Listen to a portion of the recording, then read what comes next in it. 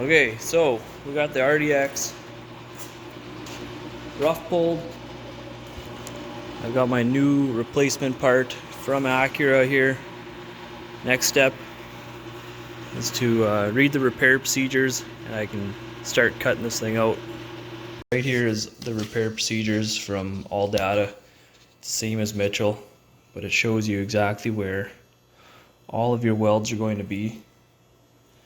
It gives you a simple, easy to follow instructions. Kind of vague in some spots, but yeah.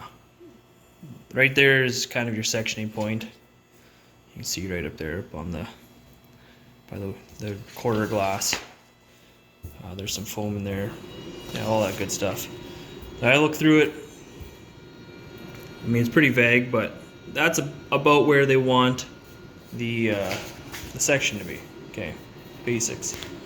So it gives you a complete breakdown of everything, of where all the welds go, and if it's one layer or 2 layers of welding that it's going to go through, because there are different symbols. So if you're welding through 2 layers of metal or 3 layers of metal, I'll tell you exactly where that is. So quite simple. Cut and pry off rear, sight, outer, blah blah blah. Just make sure you fit all your parts. I'll show you the tools I use. I use a mini belt sander to remove stuff, to grind out all the spot welds, and a seam splitter and a hammer. It gets pretty much everything I need. And then installation. If I pause on that, you can take a look at what the instructions say. Just make sure you fit your quarter on, put some clamps, test your doors, you look at your door gaps, look at your hatch, look at all your gaps, how's the panel fitting, and just start giving her. I'll give you some tips on how I weld on quarter panels. That'll make it easier for you when you attempt it. So just make sure you read the procedures very thoroughly and see if you can find any welding procedures. They might say we prefer to use squeeze type resistance welding, but where you can't get that, plug weld it. So make sure you follow that. And I've got the squeeze type welder, so I'm going to be using that everywhere I can. It's a better welder than I am. Smart technology is just the way to go. In these procedures it says to attach a patch. What they mean by that is a backer panel. So when you open your section, location here, they want you to put a backer panel. They don't tell me specifically what the backer panel is, but they want it everywhere. So you have your 2 pieces, you have your little gap, I believe they call it your kerf line, and in behind that it'll be a 1-inch backer panel as per ICAR standards. I believe it's 1 inch. If we don't have any information from the OEM procedures, just go based off ICAR's best practices. So 1-inch backer. I mean, you're not going to get it all the way in there, but I'm at the butt weld here, but backer through where you can. It's going to go up there, in there if possible, and down there. I don't think it's possible up there, but for sure I'll get something in there and there. So I think we'll get at her all this seam sealer. I can use my crud thug to remove it. So what my tool is, focus. This thing works great, getting rid of all that seam sealer, and then exposes the spot welds to grind off.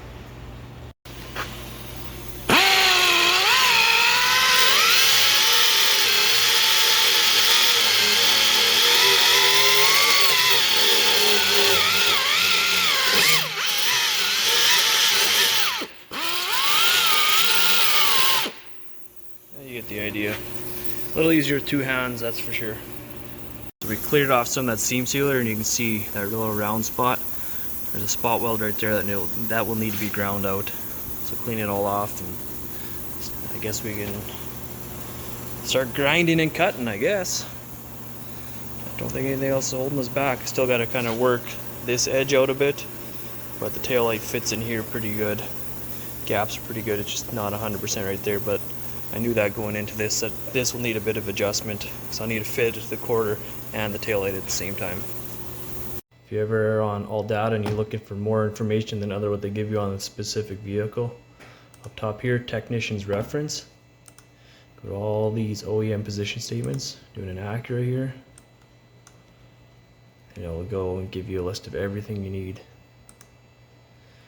I'm looking for something to do with welding. Where is it? I saw it the other day.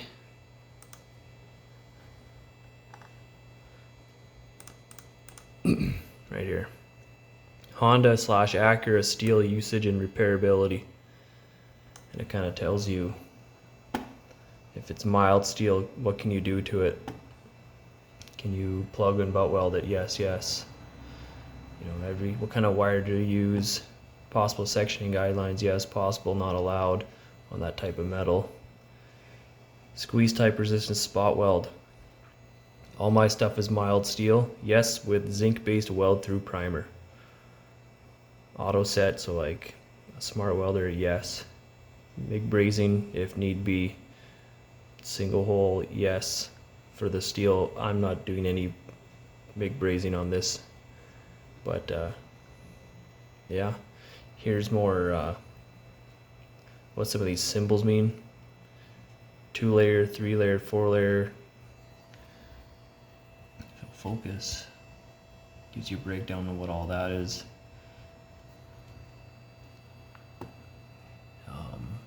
How big your hole should be when you're plug welding. So how thick is your metal? That's how big your hole should be. Yeah. So all data, technician reference. It'll bring you to this. And then you just find what you need in here. What I found was steel usage and repairability. It's exactly what I was looking for. I can use that to help me game plan my repairs. I'm going to map out where my sectioning locations are and use my mini belt sander, my Dynabrade. This is the one I'm using. 40 grit belts on it. And I'm going to start grinding away all the spot welds I need. I'll leave whatever else that I don't need to take away. So this is what I don't like about some repair procedures. They're not specific enough. It's a really vague picture. You go, oh yeah, look. To me, right here, looks like this. Right? Looks like it's a little higher up. Probably cut around here. Then you go into this picture where that right there is these guys. So there's 1, 2, 3 spot welds. 1, 2, 3 spot welds. This one to me says up here. The other picture here says count 3 spot welds and go across like that. I don't like how vague all of this is. Then you go across to here and it looks like it's sectioned somewhere in the middle. I guess maybe this guy could go up. You know, something like this. Who knows? Like, it's such a. Should go more, maybe more like that, and then straight across. It's such a. I don't like it. I do some cars where it's like, oh, you measure from the corner and you measure 120 millimeters down, and that's where you cut. It's like, I wish it was that every time where it told me an exact, or hell, even if it was 100 to 140. Okay, there's my sectioning location, and you can go straight across. But this is so vague. I feel like I could almost go anywhere in between this, because this is so vague. You could almost argue each point, and it might be best just to do what's easiest, because sometimes what's easiest is what's best in between these two, and just pick whatever's in the middle. I think that's probably what I'm going to do, and it is what it is. They should just do a better job with the repair procedures. And I think for the bottom, it looks like wherever the panel ends is kind of where they have that sectioning location. So I'm not going to worry about that. Where's that hole? There's the hole right here. That's on the bottom there. If you can see there on the right side.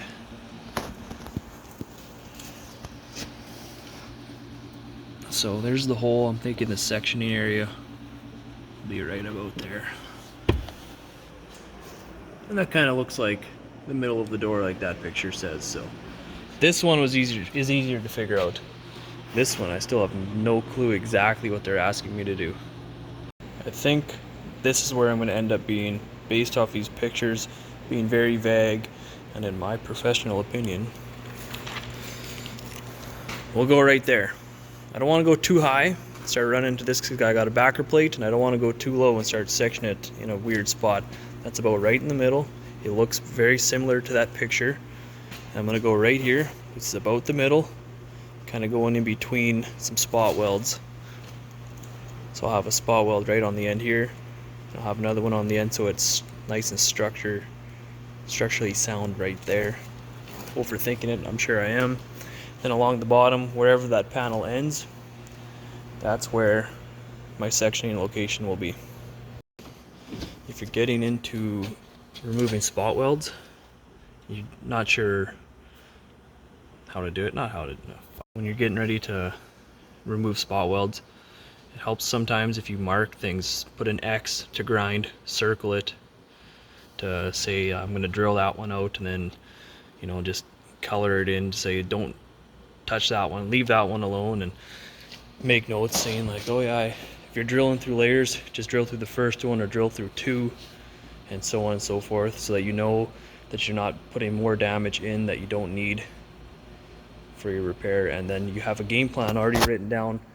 You went through the paper, you wrote it down on the car, if that helps. So as you're going, you can just start grinding away or drilling away without having to worry about making any mistakes. What I'm going to do is I'm going to cut everything short, about an inch, so when I fit my panel, I'm going to zip it exactly where I want it to be, and I'll have an extra chunk of piece of metal that I'll use as my backer plate everywhere. And then I'm also cutting it short because you always cut it a little bit longer. I don't risk cutting it too long and having bigger issues. The weapon of choice. Safety, always off. I don't really care how deadly you think you are, but wear some sunglasses, eyeglasses, safety glasses, ear protection, coveralls. I hate getting sparks on my skin, it just feels annoying. I got some gloves, and yeah, I'm wearing a face shield. Safety squints are not good enough.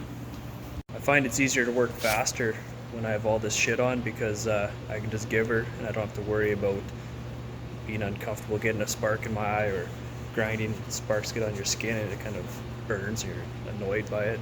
So protect your interior with some welding blankets. Just grind off enough until you start seeing the color change. You don't want to go too far. Keep as much metal in there as you can.